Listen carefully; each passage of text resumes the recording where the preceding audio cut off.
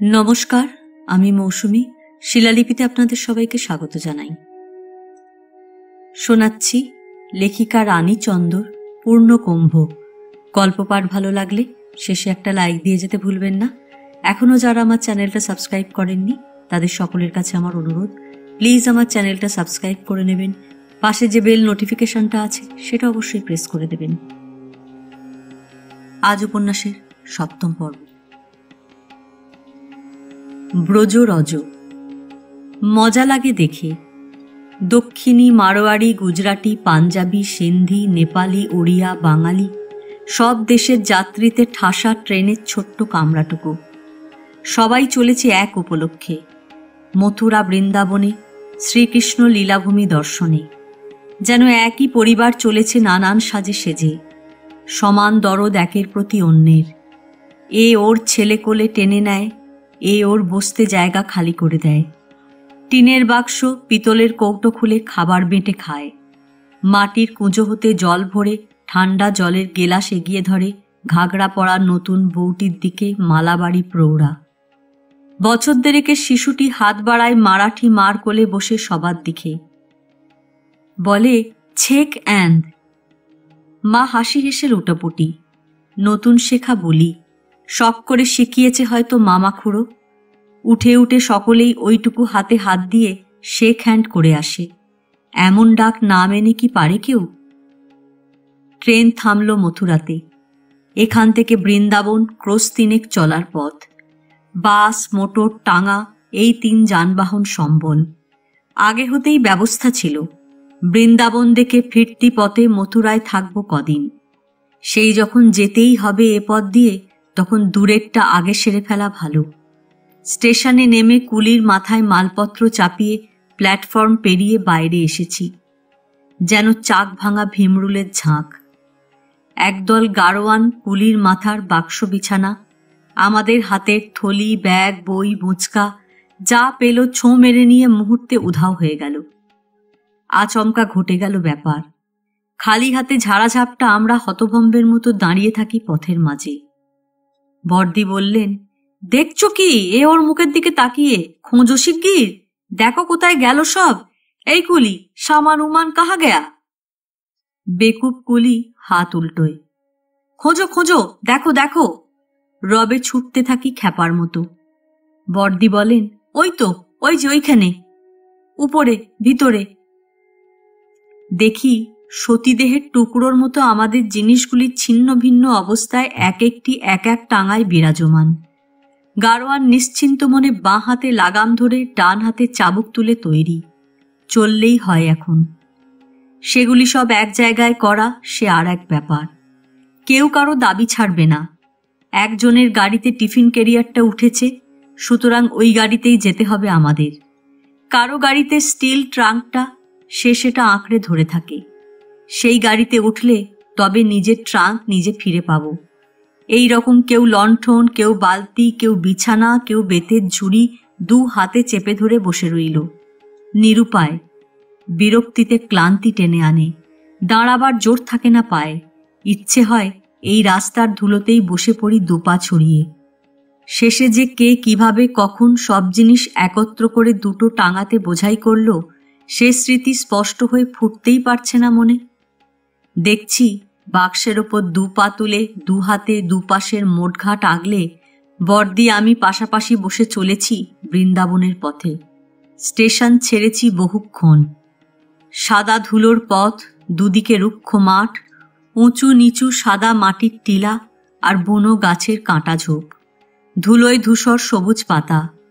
পথ দিয়ে বাস মোটর যায় তো কালবৈশাখীর ঝড় তুলে দিয়ে যায়। সেই ধুলোর ঝড়ে ঢাকা পড়ে পথ, গাড়ি, মানুষ, গাছ। পায়ের পাতা, মাথার আকাশ সব। বেশ কিছুক্ষণ চোখ নাক বুজে থাকতে হয়। প্রাণায়ামের জোর যার যত বেশি, তারই রক্ষা ততখানি। বর্দি বলেন, এই ব্রজরজ, এই রজে গড়াগড়ি দিয়েছিলেন শ্রী চৈতন্য মহাপ্রভু। দলে দলে যাত্রী আসছে, দলে দলে যাত্রী ফিরে চলেছে এই একই পথে। যেন অহরাত্র উৎসবের নিমন্ত্রণ, বিরাম নেই আসা যাওয়ার। কত মাঠ, মন্দির, ধর্মশালা পেরিয়ে এসে পৌঁছাই বৃন্দাবনে। দাওয়ায় বসে পাণ্ডারা পান চিবোয় আর যাত্রী দেখে। কাকে ধরবে, কাকে পাকড়াবে। কৌপিন পরা ছোট ছেলের দল জটলা করে পথের পাশে, তিলক কাটে কাঠের আয়না বাঁ হাতে ধরে। তরবরিয়ে পথ চলে বাঙাল বৈষ্ণবীরা জপের থলি হাতে নিয়ে। বুড়ি যুবতী একসঙ্গে ভিড় করে। গলি দিয়ে গাড়ি চলেছে।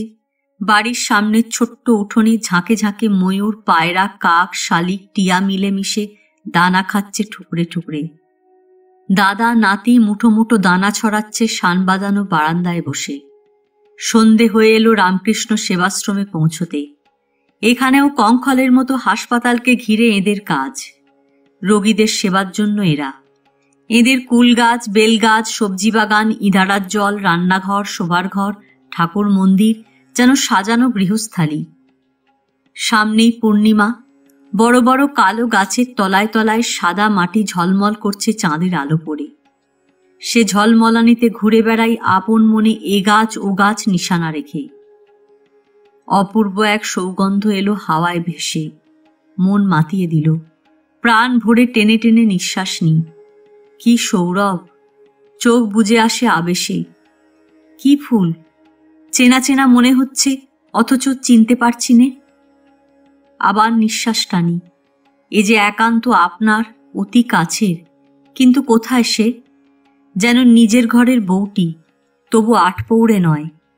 যেন বিশেষ একটা ব্যক্তিত্বের আবরণে ঢাকা। এ গাছ ও গাছ খুঁজি, এ তলায় ও তলায় যাই। কালো গাছ তার আধার ঘন কোলে আমায় নিবিড় করে টেনে নেয়, কিন্তু খোঁজ দেয় না কিছুর। কানে এলো কিসের একটা প্রবল গুঞ্জন, যেন জল ভরা মেঘের গুরু গুরু ধ্বনি, যেন দুকুল প্লাবী বেগে ধাওয়া নদীর কলোচ্ছ্বাস, যেন ঝর্ণার গর্জন, বজ্রের নিনাদ। ভীরু পদক্ষেপে এগিয়ে যাই। এই কি দৃশ্য চাঁদের আলোয়! দিক দিগন্ত মিলিয়ে জ্যোৎস্না শুভ্র যমুনার বিরাট বালুতট, তাতে বসেছে সাধুদের মেলা। বিস্তীর্ণ বালুকা রাশি যেন পদ্মা নদীর ঘোলা জলের সমুদ্র। কুল কিনারা নেই সামনে। তারই বুকে অসংখ্য সাধু নির্ভয় ভেসে চলেছে নিশ্চিত ভরসায়, ধুনির ক্ষীণ আলোক রশ্মিটুকু আশ্রয় করে। স্তব্ধ হয় মন। কিসেরই যাত্রা! কোথায় গিয়ে ঠেকবে তারা? ঝড় বাদল খরা তুফানে গ্রাহ্য নেই কোনো। পরম বিশ্বাসে নৌকো ছেড়ে দিয়েছে স্রোতের মুখে। যেন মার কোলে শুয়ে শিশু পরম নির্ভয় দুধ পান করছে মার মুখখানির দিকে তাকিয়ে। সাধুদের ধুনি ছাউনি ছোট হতে হতে সেই কোথায় ওই ওদিকে দৃষ্টির আড়ালে বিলীন হয়ে গেছে। ইচ্ছে হয় চলে যাই, কাছে গিয়ে দেখি, এই রাত্রিরে, এই সময়, এক্ষুনি একবার। বর্দি বাধা দেন, বলেন, এত রাত্রে কোথায় যাবে? কাল দেখো। কাল দেখব দিনের আলোয়, সে আলাদা জিনিস। আজকের এই দেখা না দেখার রহস্যটুকু থাকবে না ততক্ষণ। কত কিছু না জানি মিলিয়ে যাবে সেই স্পষ্ট আলোয়। খুঁজে কি আর পাবো তা আবার? বলি, বর্দি, সে যে একটা মহা ক্ষতি। আচ্ছা, তবে দেখি ভেবে। রাত্রিরের মতো আশ্রমের কাজ চুকে গেলে পর এই আশ্রমের ভার নিয়ে যিনি আছেন তিনি বললেন, একান্তই যদি যান তবে ওই ব্রহ্মচারীকে সঙ্গে নিন। পথঘাট জানা কেউ সঙ্গে থাকা ভালো। আর ওদিকটায় নাগাদের ভিড়, জানেন তো, ওরা বড় রাগী। কথায় কথায় মারামারি কাটাকাটি শুরু করে। নানা রকম তীক্ষ্ণ অস্ত্র শস্ত্র সঙ্গে থাকে ওদের। তাই এই সব মেলা উপলক্ষে এদের এক পাশে স্থান দেওয়া হয়। ওদিকটায় যাবেন না, ওদের সম্বন্ধে সাবধান। তর সয় না। নাগা সাধুর ভয়ে ছাই রঙের চাদরে মাথা মুখ গা আচ্ছা করে জড়িয়ে নিয়েছি। কে যে কি তা বোঝবার উপায় রইল না। বালির ওপর খালি পায়ে চলতে সুবিধে, তাই জুতো ঘরে ঢুকিয়ে দরজায় তালা এঁটে বেরিয়ে পড়লাম। স্বামীজি হাঁ হাঁ করে ছুটে এলেন। বললেন, করেন কি? পায়ে ঠান্ডা লেগে অসুখ করবে যে। জানেন না তো বালি কি দারুণ ঠান্ডা এখন। দস্তুর মতো শীতে ঠকঠক করবেন। বেলা বাড়ার সঙ্গে সঙ্গে বালি যেমন তাতে, বেলা পড়ার সঙ্গে সঙ্গে আবার তেমনি ঠান্ডা হতে থাকে। অগত্যা ঘরে ফিরে দু পায়ে জুতো গলিয়ে নি। সেবাশ্রমের সীমানার ঠিক পরেই যমুনার বালির চড়া। এখান দিয়েই যমুনা বইতো আগে, এখন সরতে সরতে দূরে কোথায় গিয়ে বালির বুকে মুখ লুকিয়েছে। নজরে আসে না সহজে চাঁদের আলোতে। পাড় থেকে নিচে নেমে চলতে লাগলাম চড়ার ওপর দিয়ে, এক পা তুলে আর এক পা বালিতে গেঁথে। সত্যি কি ঠান্ডা! যেটুকু বালি জুতোর ওপর দিয়ে উঠে চামড়ায় লাগছে, শীতের রাতে শিউরে দিয়ে যাচ্ছে। প্রথমেই নাগা সম্প্রদায়। ভয়ে ভয়ে পাশ কাটিয়ে তফাত রেখে চলি, আর আড়ে আড়ে দেখি বিরাট দল, ব্যস্ত যে যার কাজে। কেউ ধুনির ওপর রুটি সেঁকছে, কেউ পিতলের থালায় আটা মাখছে, কেউ এই ঠান্ডা বালির উপরেই খালি গায়ে কনুয়ে মাথা রেখে ঘুমোচ্ছে, কেউ কেউ গোল হয়ে বসে গল্প করছে, শাস্ত্রের ব্যাখ্যা চলেছে, কেউ কেউ আবার জপের মালা হাতে নিয়ে পাশেই ধ্যানে বসেছে। মাঝে মাঝে দু একটা শুকনো ছোট ডাল বালিতে পোঁতা। সাধুরাই কেউ এনে থাকবেন। ডালের গায়ে ঝুলছে তাদের কাঠের কমণ্ডলু, রুদ্রাক্ষের মালা, লাল কানিতে বাঁধা ছোট্ট গীতাখানা।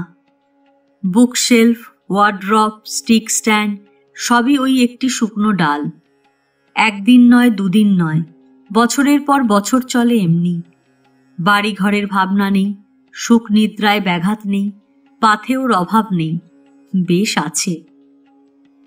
বর্দি বলেন, কি বুঝি আমরা? কতটুকু জ্ঞান আমাদের? নয়তো বলতে কি পারি কি শক্তি বলে? কি মহান উদ্দেশ্যে এদের এই কৃচ্ছ সাধন?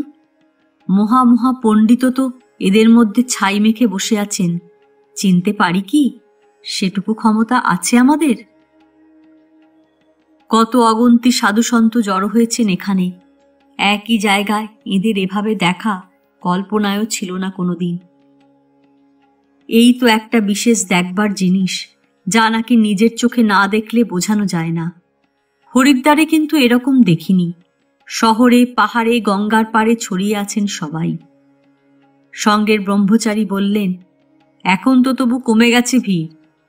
আর যদি 5-6 দিন আগে আসতেন তাহলে দেখতে পেতেন ভিড় কাকে বলে। এই একাদশীর পরিক্রমা শেষ করে শয়ে শয়ে সাধুরা রোজ চলে যাচ্ছেন হরিদ্বারে। নাগা সম্প্রদায় পেরিয়ে এসে পড়ি অন্য দলে। এরাও বস্ত্র বেশি ব্যবহার করেন না, তবে নাগাদের মতো উলঙ্গ নন।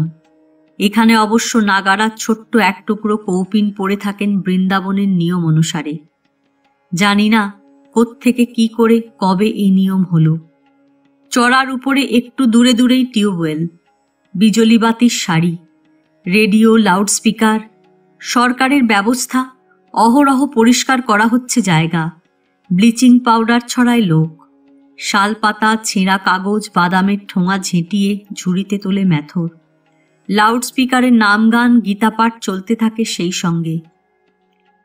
অনেক সম্প্রদায়ের মহান্তরা বড় বড় তাঁবু, ছাউনি ফেলেছেন চড়ায় নিজেদের মনোমতো সীমানা ঘিরে বিগ্রহ ঠাকুরের আসন বসিয়ে।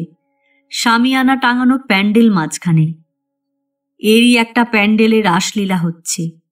দেখি অডিয়েন্স সব ভস্মমাখা সাধুর দল, প্রকাণ্ড প্রকাণ্ড জটার বীরে মাথায় পাকিয়ে। রাধাকৃষ্ণ অষ্টসখীর সাজে সেজেছে ছোট ছেলের দল। জড়ি জড়া, রাংতা চুমকির ঘাগড়া, ওড়না, কালো পাটের লম্বা বেনি মাথায়, নাকে নোলক, কপালে মুকুট। চেয়ারে বসা রাধাকে ঘিরে অষ্টসখী কৃষ্ণ বিরহে আকুল। সকলেই এ ওর গায়ে এলিয়ে বসে কেবল হা কৃষ্ণচন্দ্র, হা ব্রজমাধব, হা গোপীরমন, হা প্রাণবল্লভ বলে বুক ফাটা নিঃশ্বাস ফেলছে, আর থেকে থেকে বিলাপ গাইছে। কতক্ষণ কাঁদতে পারে দেখবার আগ্রহে দাঁড়িয়ে থাকি। বিলাপ আর শেষ হয় না। একঘেয়ে দুঃখ হতে ঘাড় ঘুরিয়ে এদিক সেদিক দেখি। দূর থেকেও যে যা স্থানে স্থিতে শুয়ে বসে রাসলীলা দেখছে। সে পথে যাওয়া আসা করতে গিয়ে কেউ রাসলীলা দেখায় বাধা সৃষ্টি করলে সেই অবস্থাতেই হেঁকে বকে সরিয়ে দিচ্ছে। প্যান্ডেলের ডান দিকে একটু দূরে আরও একটা জটলা। সেখানে বুকে মেডেল ঠাসা, কালো ওয়েস্টকোট গায়ে এক ম্যাজিশিয়ান তীরের খেলা দেখাচ্ছেন সাধুদের। অডিয়েন্স থেকেই দুজন হাসি মুখে উঠে মাঝখানে এলেন। ম্যাজিশিয়ানদের কথা মতো তাঁরা 2 টুকরো পাথরে সুতো বেঁধে দুজনে দুদিকে দাঁড়িয়ে। পথে ঘাটে যেমন ছোট ছেলেরা সুতো কাটাকাটি খেলে, তেমনিভাবে হাতের মুঠোয় চেপে ধরে বাঁধা পাথরটা দোলাতে লাগলেন। ম্যাজিশিয়ান দূর থেকে তীর ছুঁড়ে দুটো সুতো একইবারে একই লক্ষ্যে কেটে ফেললেন। হর্ষধ্বনি করে সাধুরা হাততালি দিয়ে উঠলেন। বাহবা বাহবা রব পড়ে গেল সেখানে। এবারে একটা ছাতার চারদিকে 4টে সুতোয় 4 পাথর বেঁধে ঝোলানো হলো। ছাতার ডাঁট ধরে একজন মাথার ওপর ছাতা ঘোরাবেন, তাকে ঘিরে সুতোয় বাঁধা পাথর ঘুরবে। ম্যাজিশিয়ান এক তীরে সেই 4 সুতোই কেটে ফেলবেন। গোপীদের বিলাপ শেষ হয়েছে। সকলে গলা জড়াজড়ি করে ঝুলতে ঝুলতে বেরিয়ে গেল। বিরহ যাতনায় সোজা হয়ে দাঁড়াতে পারে কি কেউ? গোপীরা যেতেই বাঁশি হাতে কৃষ্ণ এসে ঢোকেন আসরে। মথুরাতে রাজা হয়ে কৃষ্ণ সুখে নেই। কি এক দুঃখ তাকে উতলা করে তুলেছে। সিংহাসনে বসে সেই যে কৃষ্ণ মুখ হেঁট করলেন, আর কিছুতেই তোলেন না। সভা পারিষদের শত অনুনয় বিনয় বৃথায় যায়। বহুক্ষণ এইভাবে থাকার পর কৃষ্ণ আদেশ করলেন উদ্ধবকে ডাকতে।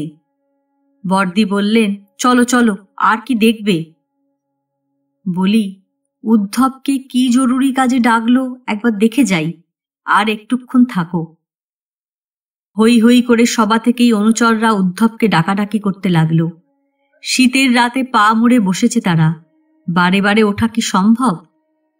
উদ্ধব কোচার খুঁটে মুখ মুছতে মুছতে এসে হাজির। অধবদনে কৃষ্ণকে দেখে তার থুতি নেড়ে উদ্ধব শুধোয়, কেন ডেকেছ, কি হয়েছে? কৃষ্ণ কাঁদতে কাঁদতে বলেন, আমার গোকুলের কথা মনে পড়েছে। উদ্ধব বলে, হরি কো গোকুলকে ইয়াদ আওয়ে হে, আর কিসি কি ইয়াদ আওয়ে হে? কান্না থামে না। কৃষ্ণ বলেন, ব্রজের কথা মনে পড়েছে। উদ্ধব বলে, ব্রজ কি ইয়াদ আওয়ে হ্যায়, আর কিসি কি ইয়াদ আওয়ে হ্যায়? কৃষ্ণের মুখ দুঃখে নিচু হতে হতে বুকের কাছে ঠেকে। তিনি যতই বলেন, আমার মাখনের কথা মনে পড়েছে, দধির কথা মনে পড়েছে, মা যশোদার কথা মনে পড়েছে, বাপ নন্দঘোষের কথা মনে পড়েছে, উদ্ধব ততই বলে, আর কিসি কি ইয়াদ আওয়ে হ্যায়? এত খোঁচানিতে কৃষ্ণ আর থাকতে পারে না। 2 হাতে উদ্ধবের গলা জড়িয়ে ভেউ ভেউ করে কেঁদে ওঠেন। আসলে তার গোপীদের কথা মনে পড়েছে। সে কি কান্না! চোখের জল আর বাঁধ মানে না। দর্শকদের ভিতরতেই একজন একটা লাল গামছা ছুঁড়ে দিল।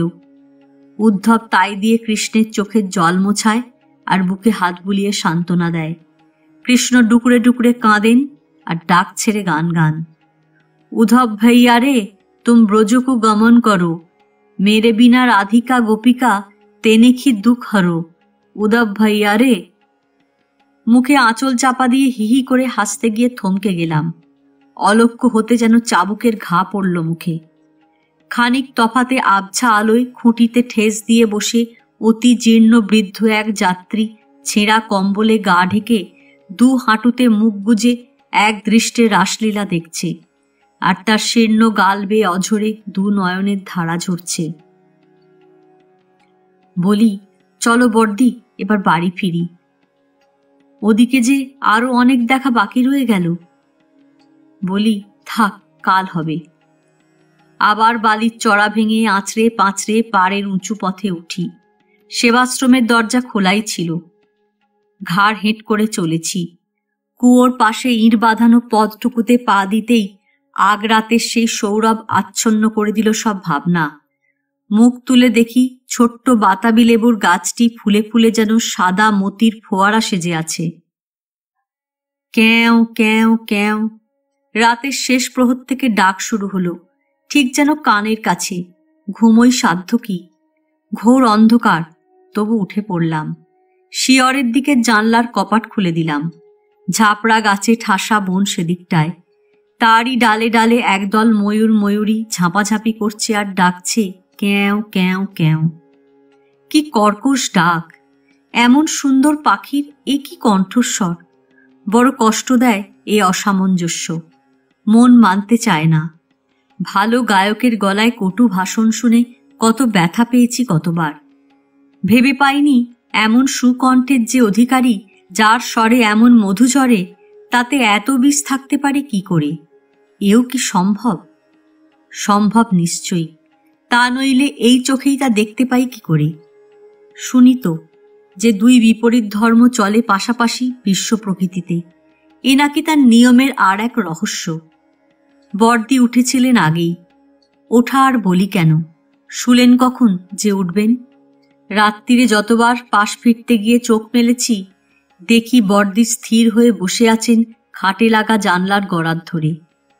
এমনিতর আরো কত রাতে দেখেছি তাকে একলা জেগে থাকতে।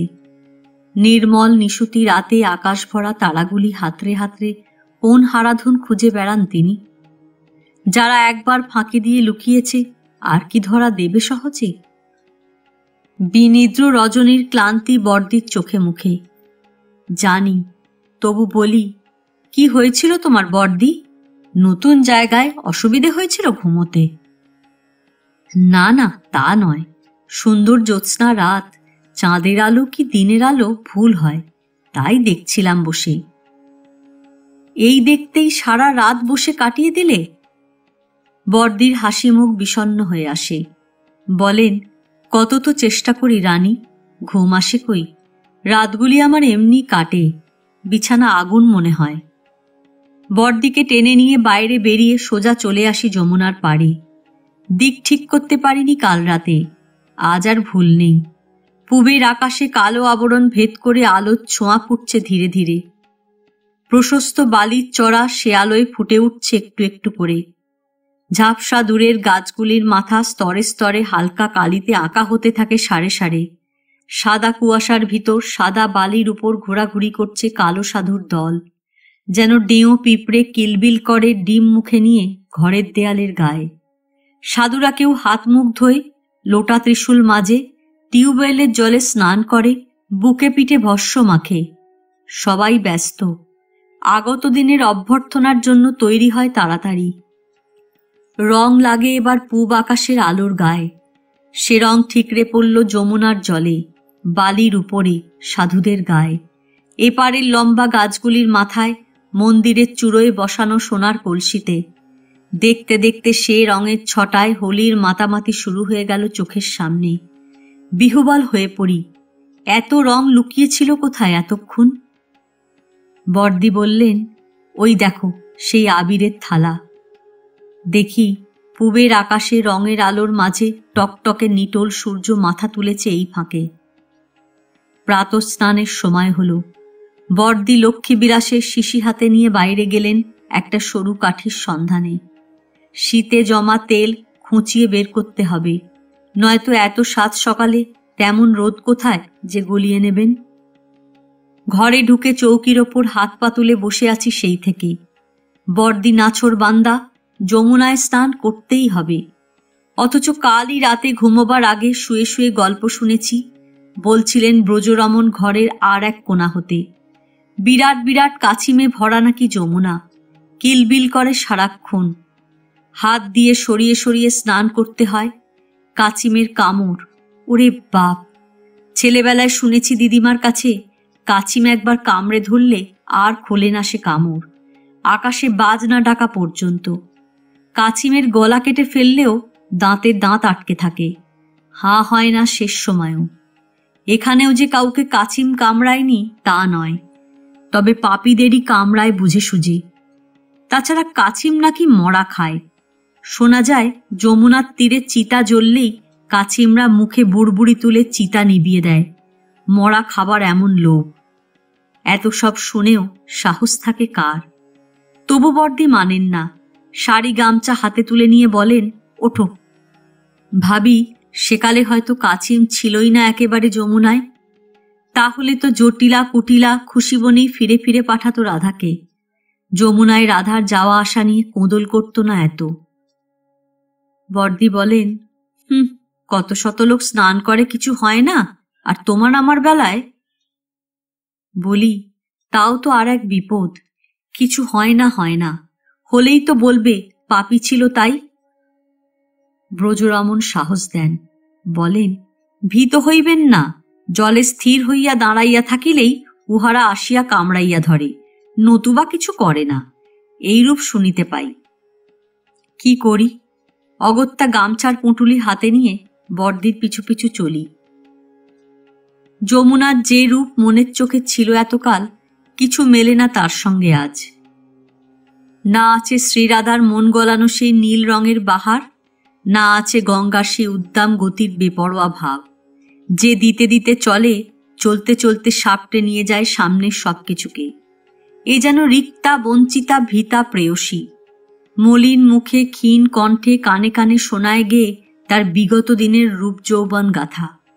কল্পনায় কেউ সন্তুষ্ট থাকে, কেউ সহানুভূতিতে মরে। নয়তো আজকের যমুনার একই চেহারা। রাধার কলসি ভেসে যায় অগাধ জলে, তাই বা কই, মাঝ যমুনায় হাঁটু জলে ডুব দিয়ে লোক উঠে আসে পারে। শুকনো বালিতে কাপড়ের বোঝা নামিয়ে বর্দির আদেশ মতো যমুনা স্পর্শ করে মাথায় ছুঁয়ে পা বাড়াই জলে। সর্বনাশ! এ কি একটা দুটো? গঙ্গায় দেখেছিলাম মাছের পাথর স্তূপ, এখানে দেখি কাছিমের কালো পর্বত। মোটা মোটা গলা বাড়িয়ে তারা এগোচ্ছে আর পিছোচ্ছে, দেখে 3 লাফে পিছু হটে আসি। এখন করি কি? ডুব একটা দিতেই হবে, অথচ ওদের মাঝে যাই কোন প্রাণী? ব্রজরমণ বলেছেন দাঁড়িয়ে থাকলেই বিপদ। মনে পড়ল শিলচরের আলেক বাবার কথা। অলোক নিরঞ্জন ছিলেন, ওই নামেই ডাকত সবাই তাঁকে। তিনি ঝুমুর ঝামুর সর্বাঙ্গের ঘণ্টা ঘুঙুর বাজিয়ে ভিক্ষে বের হতেন, থামতেন না কোথাও। দেরি করে লাভ নেই, দোহাই আলেক বাবা বলে ঝপাঝপ জল ছিটকে হাঁটু নাচিয়ে লেফট রাইট করতে করতে 1 হাত জলে কোনো মতে একটা ডুব দিয়েই উঠে এলাম পারে। আজ আর কারো নামে ডুব নয়। মনেই জাগল না তাদের কথা। স্নানের পর ঠাকুর দর্শনে বের হই। পথে এক পাণ্ডা সঙ্গ নেয়, বলে হাতের কাছের মন্দির ফেলে দূরে যেতে নেই, চলো আমি এক এক করে দেখাই সবাইকে। প্রথমে যাই রঙ্গনাথের মন্দিরে। দক্ষিণ দেশের সুপ্রাচীন প্রধান মন্দির শ্রীরঙ্গমের অনুকরণে এই মন্দির। প্রকাণ্ড ফটক, মন্দিরের সামনেই খুব উঁচু এক স্বর্ণস্তম্ভ। পাণ্ডা বলে 12.5 মণ সোনা লেগেছে এটি তৈরি করতে। তামার উপর সোনার পাত দিয়ে আগাগোড়া মোড়া গরুর স্তম্ভ, কিন্তু লোকে বলে সোনার তাল গাছ। এই তাল গাছ দেখতেই ভিড় করে যাত্রীরা এখানে। আজই সকালে দিল্লি থেকে এলেন একদল যাত্রী ঝকঝকে নতুন মোটরে চেপে। মাত্র 1 দিন থাকবেন। বলি, বৃন্দাবনে 1 দিন থেকে কি দেখবেন আপনারা? যা দেখছি ছুটে ছুটে দেখেও কদিনে শেষ করে উঠতে পারবো বুঝছি না। তাঁরা বললেন, সবার কি দেখব? এই মানসিংহের মন্দির, শাহজির মন্দির, আর ওই যে কোন মন্দিরে সোনার তাল গাছ আছে সেইটা দেখে ফিরে যাব। সূর্যের আলো সোনার তাল গাছে ঠিকরে পড়ছে, তাকাতে চোখ ঝলসায়। উপরে 3 থাক সোনার পাতে ঘণ্টা ঝুলছে, 1, 2, 3, 4, 8, 10, আর গুনতে পারিনি। চেপে চোখ বুঝি। বর্দি বললেন 16টা হবে বোধহয়। দাদা বললেন 12টা। হৈ হৈ করে ছুটল সবাই মন্দিরের দিকে। দ্বার খোলা হচ্ছে, ঠাকুর দর্শন দেবেন এবার। 84টা ঘণ্টা ঝোলানো প্রকাণ্ড দুয়ার টেনে টেনে খুলতে বন্ধ করতে জোরে বেজে ওঠে ঢং ঢং ঢং, ঠন ঠন ঠন। এখনই আবার বন্ধ হয়ে যাবে ভোগারতির জন্য। নাট মন্দির ভরে গেল দর্শনাকাঙ্ক্ষীর দলে, ঠেলাঠেলি, ঠাসাঠাসি। এর মধ্যে রঙ্গনাথকে চোখের দেখা দেখতে পাওয়াই মহাভাগ্যের কথা। রঙ্গনাথকে দেখে খোলা আকাশের নিচে চলে আসি মন্দির পরিক্রমা করতে। বাইরে থেকে মন্দিরের আর্কিটেকচার দেখে মনে হয় সামনে পিছনে কেমন যেন উল্টো পাল্টা। যেটা উচিত ছিল প্রবেশদ্বার হওয়া, সেটা দিয়ে বের হয় লোকে, আর ঢোকে তার তুলনায় ছোট দ্বার দিয়ে।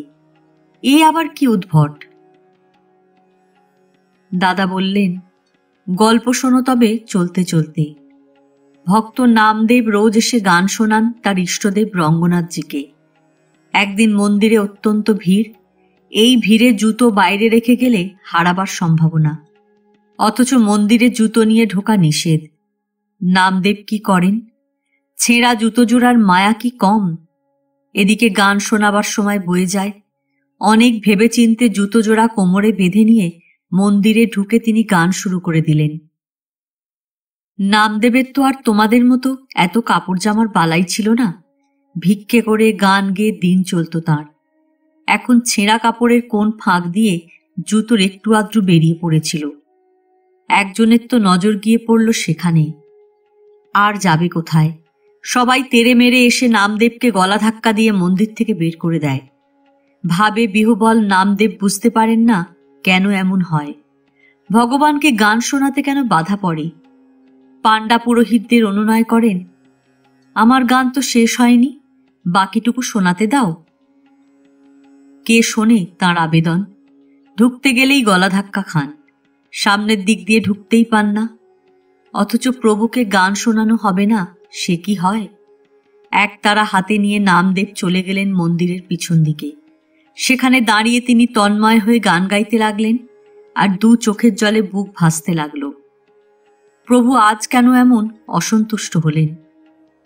কিন্তু কি আশ্চর্য, সবাই দেখে বিগ্রহ ঘুরে গেছে।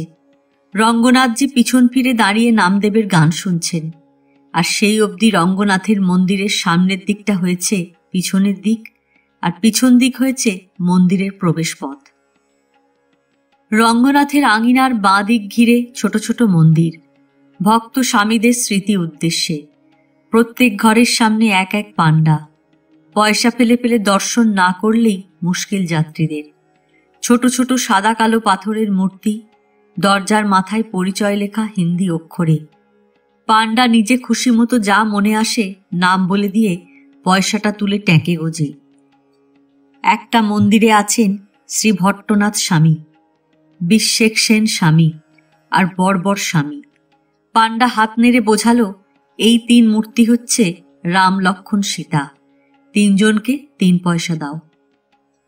এমনিতর ভক্তিসার মহাযোগী ভূতযোগী ষড়যোগী স্বামীরা এরা হয়ে যান দশরথ কৌশল্যা ভরত শত্রুঘ্ন, আর রাম সীতা হন কুরেশ লোকাচার স্বামী।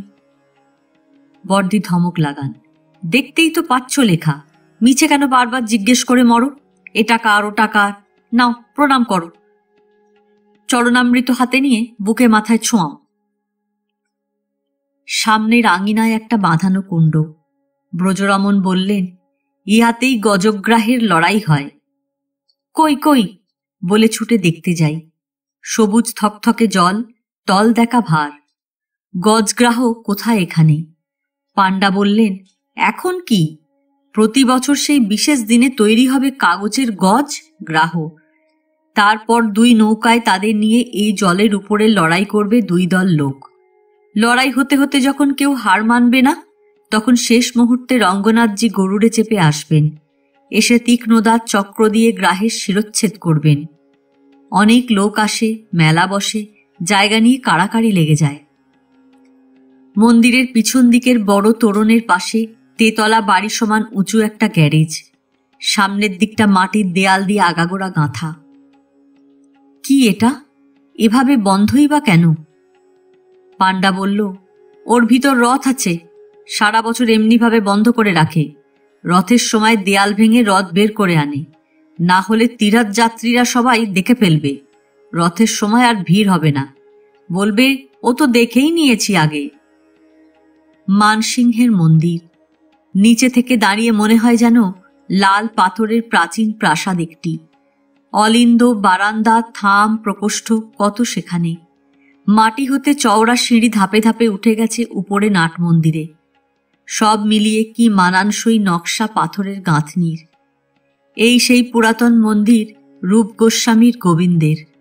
মানসিংহ তৈরি করে দিয়েছিলেন রূপের আকাঙ্ক্ষা অনুযায়ী। কি সুন্দর আর কি উঁচু! পাণ্ডা বললে, এ আরো উঁচু ছিল। আগে এই মন্দিরের মাথায় রোজ সন্ধ্যায় বাতি জ্বলত। একদিন অমাবস্যা রাত্রে দিল্লিতে নিজ ঘরে বসে বাদশাহ ঔরঙ্গজেব এই আলো দেখতে পান। বলেন, ও কার রোশনাই? আমার প্রাসাদ ডিঙিয়ে বাতি জ্বলবে এত সাহস? তক্ষুনি সৈন্য সামন্ত ডেকে হুকুম করলেন, যাও ভাঙো, লুট করো। এদিকে জয়পুরের রাজাও সেই রাত্রে স্বপ্নে দেখেন কি গোবিন্দজি এসে বলছেন, আমাকে নিয়ে এসো শিগগিরই, ওরা আসছে মন্দির ভাঙতে। রাজা পরদিনই লোক পাঠিয়ে গোবিন্দ, গোপীনাথ, মদনমোহন 3 জনকে নিয়ে গেলেন। বাদশার সৈন্যরা এসে দেখে মন্দির খালি। তারা মন্দিরের মাথাটা ভেঙে তছনছ করে ফিরে গেল। ভাঙা অবস্থাতেই এই মন্দির কত বিরাট লাগছে না জানি, তবে কি ছিল আগে? দাদা বললেন, আগে তো শুনি এর ওপর আরো 4 তলা সমান উঁচু মন্দিরের চূড়ো ছিল। নাট মন্দিরে ঢুকে উপর দিকে তাকাই, গম্বুজের মতো গোল ছাদ জোড়া পাথরের পদ্ম, তারই গায়ে ঝুলছে ঝাঁকে ঝাঁকে। বড়দিকে বলি, দেখো দেখো, মৌমাছির চাক। ঘাড় ঘুরিয়ে দেখে তিনি বলেন, তাই তো, কতগুলি চাক, বাসা বেঁধেছে নিরাপদ স্থান দেখে। মৌমাছি নয়, আসলে চামচিকার দল। দিনের আলোতে জড়ো হয়ে ঝুলছে এমনি করে। এত উঁচুতে চামচিকাগুলিকে মৌমাছির মতোই মনে হচ্ছিল। চট করে সবারই তাই মনে হয় কিনা দেখলাম পরীক্ষা করে বড়দিকে দিয়ে। মন্দিরের ভিতরে গোবিন্দের বিগ্রহ, ইনি নকল। খালি মন্দির রাখতে নেই, তাই পরে প্রতিনিধি স্থাপিত হয়েছে। আসল গোবিন্দ তো জয়পুরে। গোবিন্দের দর্শন সেরে বাইরের দিকে মন্দিরের গা ঘেঁষে সরু সিঁড়ি বেয়ে ছোট্ট একটি দরজার কাছে নিয়ে গেলেন ব্রজরমন আমাদের। কি যেন বিশেষ কি দেখাবেন এখানে। ঢুকেই বুঝলাম এ জায়গায় যাত্রীরা আসে না বড় কেউ। ভালোভাবে জানা না থাকলে নজরেই পড়ে না এ স্থান। জন দুয়েক বৈষ্ণব বসে এখানে আটার নেচি কাটছে, একজন উনুনে কড়াই চাপিয়ে তরকারি রাঁধছে, বোধহয় ভোগের জন্য। আমরা ঢুকতেই যেন একটু বিরক্ত হয় তারা। ব্রজরমণের কাতর ইঙ্গিতে একজন আটা সমেত কাঠের বড় বারকোষ্টা সরিয়ে পথ খালি করে দেয়। দেখি সরু সুরঙ্গের মতো অন্ধকার সিঁড়ি সেখানে। মাটির পিদিম হাতে নিয়ে সেই আলোতে ধাপে ধাপে পা ফেলে নামতে নামতে শেষেরটায় এসে থামি। ছোট্ট একটা চৌবাচ্চার মতো চৌকোনো একটুখানি জায়গা, কাঁচা মাটি, স্যাঁতসেঁতে ভাব। একটি মাত্র প্রদীপ জ্বলছে ধিকি ধিকি। 2-4টি সাদা ফুল ছড়ানো পড়ে আছে কালো মাটির বুকে। কেউ হয়তো পুজো দিয়ে গেছে একসময়। ব্রজরমন বললেন, ইহাই গোমাটিলা, এই স্থানে গোবিন্দজি আত্মপ্রকট করেন। বড়দি বললেন, জানো কি আশ্চর্য মহিমা, কেউ জানতো না এখানে কি। এক কামধেনু রোজ সকালে এখানে নেমে এসে ঠিক গোবিন্দের মাথার উপর দাঁড়াতো, আর আপনা হতে বাঁট হতে দুধ ঝরত। স্বপ্ন পেয়ে রূপ যখন জিজ্ঞেস করলেন গোবিন্দজিকে, তুমি যে আছো সেখানে, তা কি খাও তুমি?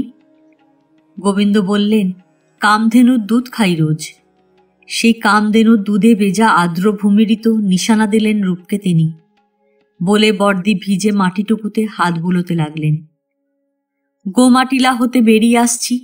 গোবিন্দ মন্দিরের দক্ষিণ দিকে সরু দরজাটা খুলে এক বৈষ্ণব হাসি মুখে হাত নেড়ে বলে উঠলেন, কৃষ্ণ নাম, কৃষ্ণগুণ, কৃষ্ণলীলা বৃন্দ, কৃষ্ণের স্বরূপ সম সব চিদানন্দ। শ্রী ভগবানের ন্যায় তার নাম, লীলা ও লীলাস্থলীয় নিত্য। এসব লীলার কভু নাহি পরিচ্ছেদ, আবির্ভাব তিরোভাব এই কহে বেদ। কখনো আবির্ভাব, কখনো তিরোভাব, নাশ নেই। লোকলোচনের গোচরীভূত হওয়া না হওয়া এইমাত্র প্রভেদ। বলতে বলতে দরজার চৌকাটে থুতি রেখে শুয়েছিল দিন দুয়েকের ধবলি বাছুর একটি, তাকে কোলে তুলে পাশে সরিয়ে নেমে এলেন আমাদের কাছে। বললেন, 3 শিলামূর্তি গড়েছিলেন ব্রজনাভ। উষা, ব্রজনাভের মা, বললেন, বাবা, আমাকে কৃষ্ণমূর্তি গড়ে দাও। ব্রজনাভ কৃষ্ণমূর্তি গড়ে নিয়ে এলেন। মা দেখে বললেন, এর মুখখানেই ঠিক হয়েছে, আর কিছু ঠিক হয়নি।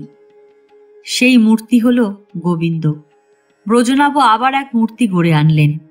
বললেন, দেখো তো মা, এবার ঠিক হয়েছে কিনা। মা বললেন, বাবা, এর চরণ যুগল ঠিক হয়েছে, অন্যান্য অঙ্গ ঠিক হয়নি। সেই মূর্তি হল মদনমোহন।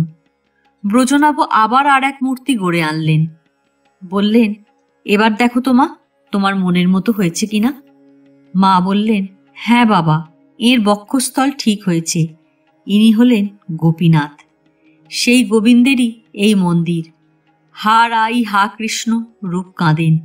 স্বপ্নে কৃষ্ণ রূপকে দেখা দেন, বলেন, রূপ, ব্রজনাভ কর্তৃক আমি গোবিন্দ বৃন্দাবনে প্রতিষ্ঠিত হয়েছিলাম, তোমারই অদূরে গোমাটিলায় মৃত্তিকা মধ্যে অবস্থান করছি। তুমি আমাকে উত্তোলন করো। তোমার হাতের সেবা পাওয়ার জন্য আমি বহুদিন থেকে অপেক্ষা করছি। তখন রূপ গোবিন্দজিকে তুলে এনে এখানে প্রতিষ্ঠা করেন। পরে মানসিংহ জয়পুর হতে লাল পাথর এনে এই বিরাট মন্দির তুলে দিয়েছিলেন। দাদা বললেন, চলুন কোথাও বসে আপনার কাছে কিছু কথা শুনি। বৈষ্ণব আমাদের নিয়ে এলেন মন্দিরের ভিতরে, একেবারে বিগ্রহের সামনে। একখানা কম্বল বিছিয়ে দিলেন, বসলাম আমরা। বৈষ্ণবের নাম ভগবান দাস। তিনি বললেন, শ্রীকৃষ্ণের বিহারের পর কালের করাল দ্রংষ্টায় সবাই নিশ্চিহ্ন হয়ে যায়। কেবল শাস্ত্রাদিতেই বৃন্দাবনের মহিমার উল্লেখ থাকে। তখন ব্রজেন্দ্র নন্দনী নদিয়াতে শচীনন্দন রূপে অবতীর্ণ হয়ে বৃন্দাবন প্রকাশ করেন। তিনি একে একে ভক্ত গোসাইদের পাঠান এখানে লীলাস্থলীর অন্বেষণে। নিজেও আসেন, কিন্তু বেশি দিন থাকতে পারেননি। রূপ সনাতনের উপর ভার দিয়ে নীলাচলে চলে যান। তখন লোকালয়হীন অরণ্য সংকুল বৃন্দাবন। রূপ সনাতন বৃক্ষপল্লীর নিচে বসে ভজন করেন আর বৃন্দাজির নিকট প্রার্থনা জানান, যে বৃন্দাবনকে তুমি নিজের হাতে সাজিয়েছিলে তাকে আবার ফিরিয়ে দাও। সত্যবতী রাজকন্যা, ইনি বৃন্দা। বৃন্দা তপস্যা করেন কৃষ্ণকৃপা লাভের আশায়। কৃষ্ণ সন্তুষ্ট হয়ে বর দিতে এলেন। বৃন্দা বললেন, তোমার সেবার জন্য আমি এক বন প্রস্তুত করব। তাতে এককালে 6 ঋতুর সমাবেশ হবে। নানা ফুল ফলাদির সদ্ভাব, পক্ষী সমূহের সুমধুর কাকলি, কল্পবৃক্ষ, কল্পলতা, কামধেনু, মণি মাণিক্য খচিত প্রাসাদাদিতে বন পরিপূর্ণ থাকবে। এই বর তুমি দাও প্রভু, যে তুমি নিত্য তোমার পরম কান্তার সঙ্গে সেই বনে বিহার করবে। ভক্তবৎস কৃষ্ণ বললেন, তথাস্তু তথাস্তু তথাস্তু। কিন্তু রে বৃন্দা, একটা কথা জিজ্ঞাসা করি, আমি নিত্য আমার কান্তার সহিত বিহার করব, তাতে তোমার কি লাভ হবে? বৃন্দা বলে, প্রভু, নিত্য আমি যুগল রূপ দর্শন করব। নিজ দেহ সুখ নাহি গোপিকার, কৃষ্ণ সুখ লাগি করে সর্বকার্যসার। তোমরা একত্রে বিহার করে যত আনন্দ পাবে, তার শতগুণ আনন্দ পাবো আমি তোমাদের যুগল মূর্তি দর্শন করে। আরও একটা বর চাই প্রভু, বলো তুমি এই বন ছেড়ে কোথাও যাবে না। কৃষ্ণ বললেন, আচ্ছা, তথাস্তু।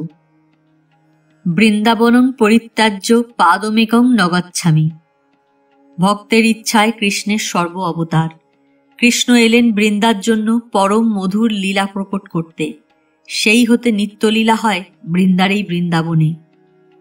চৈতন্য ভাগবত বলেন, অদ্যাপিও নিত্যলীলা করে গোড়া রায়, কোনো কোনো ভাগ্যবানে দেখিবারে পায়। আমি হতভাগ্য। 11 বছর বয়সে বৃন্দাবনে আসি। আজ 65 বছর বয়স পর্যন্ত তার করুণার দিকে তাকিয়ে আছি। কবে করুণা হবে, কবে দর্শন পাব?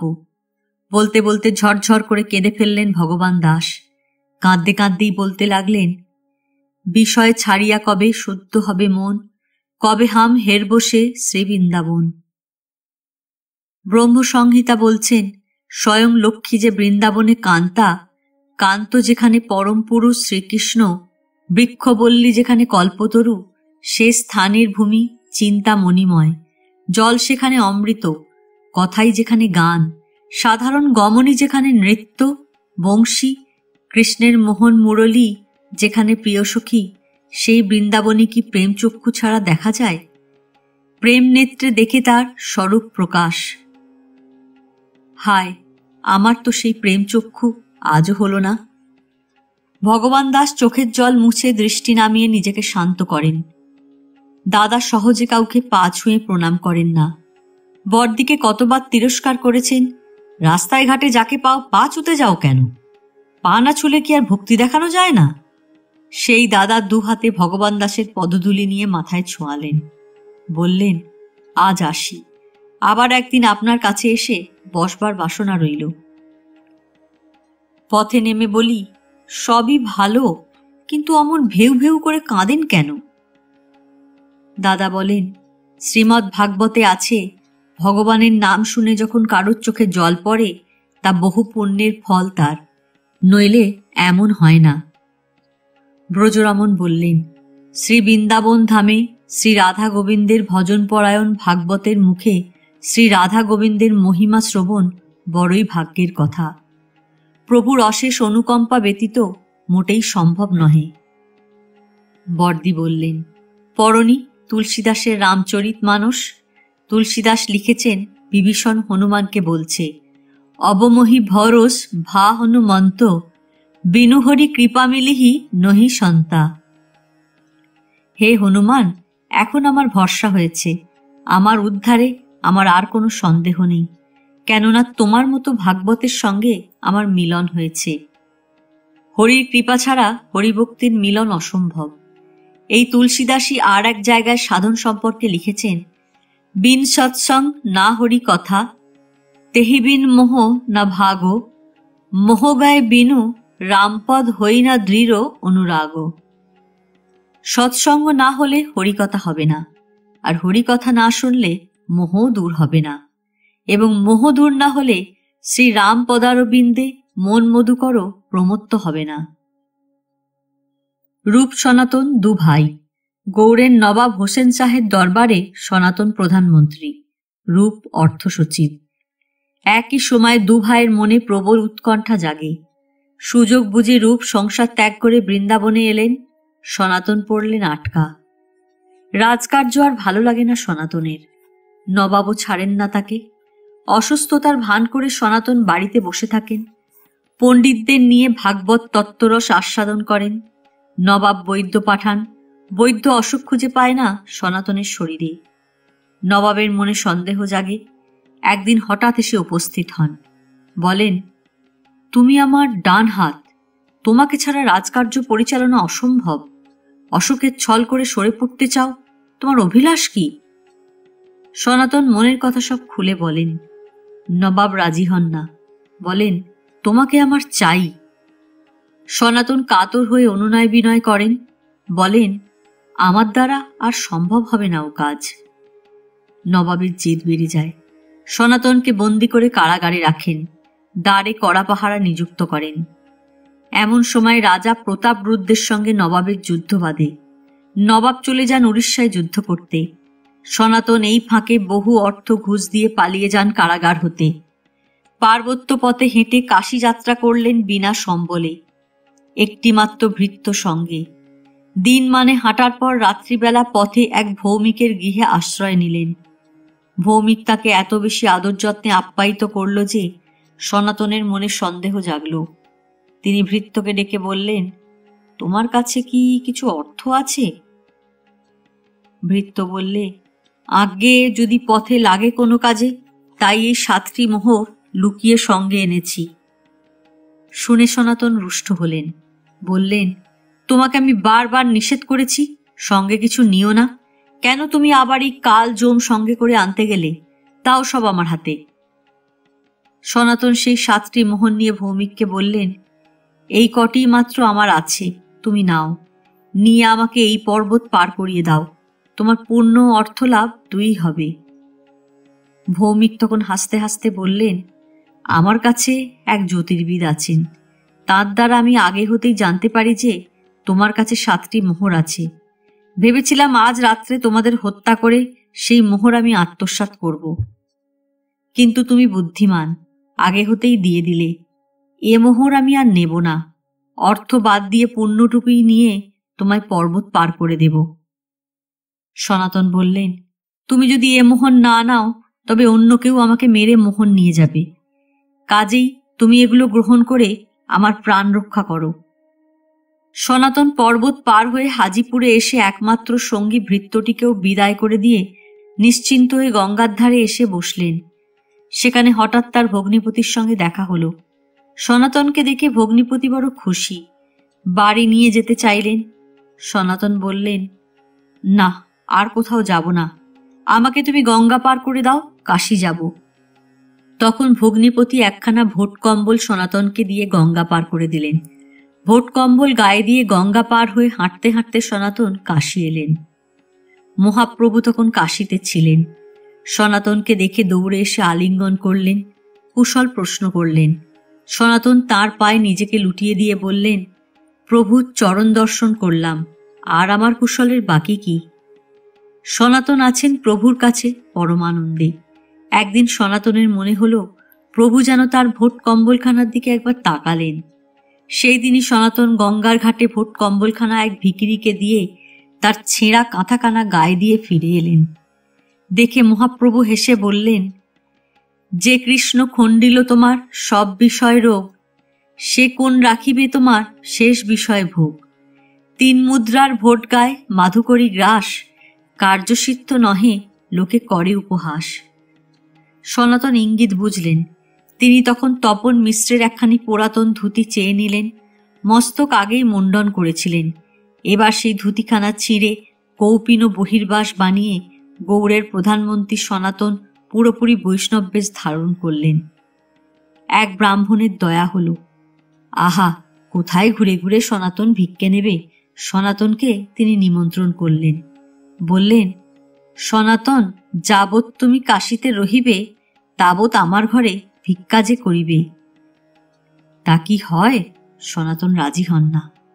সনাতন কহে, আমি মাধুকরী করিব, ব্রাহ্মণের ঘরে কেন একত্রে ভিক্ষা লব? মাধুকরী হল মধুকরের বৃত্তি। মধুকর যেমন একই ফুল হতে প্রয়োজনীয় মধু সংগ্রহ করে না, প্রতি ফুল হতে সামান্য সামান্য মধু সংগ্রহ করে, তেমনি এই মাধুকরী বৃত্তিমান বৈরাগী ব্যক্তি একজনের গৃহ থেকেই উদরপূর্তির উপযুক্ত আহার্য গ্রহণ করেন না, প্রতি গৃহ থেকেই সামান্য সামান্য আহার্য গ্রহণ করে ক্ষুণ্ণিবৃত্তি করেন। তাই সনাতন বললেন, ব্রাহ্মণের ঘরে কেন একত্রে ভিক্ষা লব। সনাতন জীবনের শেষ পর্যন্ত এইরকম কঠোর বৈরাগ্য পালন করে গেছেন। কাশীতে কিছুকাল থাকার পর মহাপ্রভুর নির্দেশে সনাতন বৃন্দাবনে চলে আসেন। সেই অবধি তিনি বৃন্দাবনেই ছিলেন। এক জায়গায় বেশি দিন থাকলে মায়া বসে যায় পাছে, তাই এক এক রাত্রিরে এক এক গাছের তলায় আশ্রয় নিতেন, দিনরাত ভজন করতেন। 56 দণ্ড রাত্রি দিনে রাধাকৃষ্ণ গুণগানে স্মরণেতে সকলই গোয়ায়, 4 দণ্ড শুয়ে থাকে স্বপ্নে রাধা কৃষ্ণ দেখে, এক তিল ব্যর্থ নাহি যায়। সনাতনের গল্পে মারতে মারতে চলে এলাম এক টিলার উপর। সনাতনের ভজনস্থলী এটি। এই নির্জনে সনাতন সারাক্ষণ সাধন ভজন করতেন। দিনে একবার মাত্র ভিক্ষে বের হতেন, সেই মথুরায়। খুদ কুড়ো যেদিন যা পেতেন দিনান্তে তাই আহার করতেন। এই সেই বৈষ্ণব যার কাছে মদনমোহন একটু নুন চাইতে গিয়ে ধমক খেয়েছিলেন। একদিন সনাতন ভিক্ষা করে ফিরে এসেছেন। সেদিন মাত্র কিছুটা আটা পেয়েছেন। তাই জলে মেখে মুঠি মুঠি কয়েকটা আটার গুলি করে এখানে এরা একে বলে আঙ্গা করি, সেই আঙ্গা করি ঘুটের আগুনে পুড়িয়ে মদনমোহনকে খেতে দিলেন। মদনমোহনের খাবারের পরে তিনি প্রসাদ পাবেন। মদনমোহন আঙ্গা করি মুখে দিয়ে বললেন, একটু নুন ছাড়া এ জিনিস খাই কি করে? একটু নুন দাও না। সনাতন বললেন, নুন কোথায় পাবো আমি? যা পেয়েছি তাই দিয়েছি, খেতে হয় এই খাও। আজ তুমি নুন চাইছো, কাল শাক চাইবে, পরশু বলবে ডাল দাও। আমি বৈরাগী মানুষ, মাধুকরী করে দিন চালাই। তোমার ইচ্ছে মতো জিনিস কোথায় পাবো? তোমার দরকার হয় তুমি নিজে সংগ্রহ করো। 1 দিন 2 দিন 3 দিন যায়। টিলার গা ঘেঁষে আজ যেখানে বালি, যমুনা তখন বইতো এখান দিয়ে। সদাগরের নৌকো নিয়ে ব্যবসা বাণিজ্য যেত আসতো এই পথে। এখন একদিন এক লবণ ব্যবসায়ীর নৌকো আটকে যায় এই টিলার ঠিক নিচে এসে। ঠেলা ঠেলি ধাক্কা ধাক্কি নৌকো আর চলে না কিছুতেই। নৌকোর তখন নিরুপায় হয়ে টিলার উপরের সাধুকে দেখিয়ে সদাগরকে বলে, আমরা তো কিছু করতে পারলাম না, তাঁর কাছে গিয়ে দেখো, তিনি যদি কৃপা করে উপায় বাতলে দেন। সদাগর গিয়ে সনাতনের পায়ে লুটিয়ে পড়ে, বলে, ঠাকুর তুমি কি চাও বলো, আমি তাই দেব, আমার নৌকা ছাড়িয়ে দাও। সনাতন বললেন, আমার তো কিছুরই দরকার নেই, তবে ওই কুটির একটি বালক আছে, তাকে গিয়ে জিজ্ঞাসা করো যদি তার কিছু দরকার থাকে। কুটিরে গিয়ে সদাগর দেখে বালক কোথায়। বালকের বদলে এক বংশীধারী মূর্তি সেখানে। বণিক হেসে বললে, ও বুঝেছি, ছিলে বালক হলে বংশীধারী, এই প্রতিষ্ঠাই চাও তুমি, তবে তাই হোক। এই যাত্রায় যা লাভ হবে সব দিয়ে তোমার মন্দির গড়ে দেব। বলে সদাগর নৌকায় উঠে এলো। নৌকা চড়া ছেড়ে তরতর করে স্রোতের মুখে এগিয়ে চলল। সে যাত্রায় সদাগরের 16 আনা লাভ হলো নুনের ব্যবসায়। ফিরতি পথে সব দিয়ে সে মদনমোহনের মন্দির গড়ে দেবার ব্যবস্থা করে দিল। সদাগরের নাম রামদাস কাপুর, বাড়ি পাঞ্জাব প্রদেশের মুলতান জেলায়। এই সেই ব্রজনাভর মদনমোহন ধরা দিলেন সনাতনের হাতে। পুরনো মন্দিরের ভাঙা চূড়োর উপরে ঘাসের গুচ্ছ, বটের শিকড় জড়াজড়ি করে ঝুলছে এখন। পাশে মানসিংহের তোলা আলাদা মন্দিরে মদনমোহনকে নিয়ে রাখেন। গোবিন্দ, গোপীনাথ, মদনমোহন তিনজনেরই মন্দির তুলে দিয়েছিলেন মানসিংহ। তার মধ্যে রূপের ঠাকুর গোবিন্দের মন্দিরই সবচেয়ে বড়। মানসিংহ ছিলেন রূপের ভক্ত। ইটের গাঁথনি দিয়ে ছোট্ট একটি চূড়োর মতো মাথা বসিয়ে সনাতনের ভজনস্থলী বাঁধিয়ে রেখেছে ভক্তেরা পরে। ভিতরে কাঁচা মাটির বেদি, কোনায় লাল মাটির প্রদীপের স্থির ক্ষীণ শিখার আশেপাশে শুভ্র জুঁই মালতী কটি মেঝেতে লুটিয়ে সনাতনের উদ্দেশ্যে শ্রদ্ধা জানায়। বারে বারে ইচ্ছা হচ্ছিল প্রদীপের গা ছুঁয়ে ওই যে মালতীটা পড়ে আছে, হাত বাড়িয়ে তুলে এনে সেটিকে খোঁপায় গুঁজে রাখি। এই টিলার পাশেই আর একটি টিলা, একে বলে দ্বাদশাদিত্য টিলা।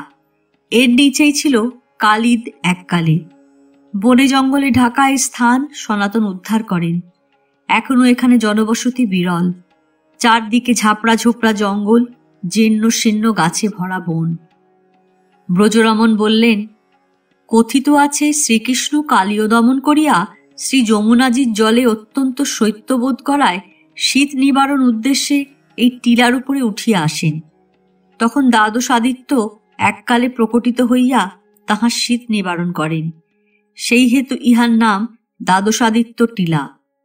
এই টিলার আরও একটি বিশেষত্ব আছে। মহাপ্রভু সনাতনকে খবর পাঠিয়েছিলেন জগদানন্দ পণ্ডিতের মারফত। বলেছিলেন, সনাতন, তুমি বৃন্দাবনে আমার জন্য একটু জায়গা বেছে রেখো। খবর পেয়ে নির্জনে যমুনার তীরে এই টিলার উপরে সনাতন মহাপ্রভুর জন্য জায়গা ঠিক করে রাখলেন। মহাপ্রভু এরপরে বৃন্দাবনে এসেছিলেন কিনা, তিনি এখানে বসেছিলেন কিনা, ভক্তরা তা নিয়ে ঐতিহাসিক প্রমাণ খোঁজেন না।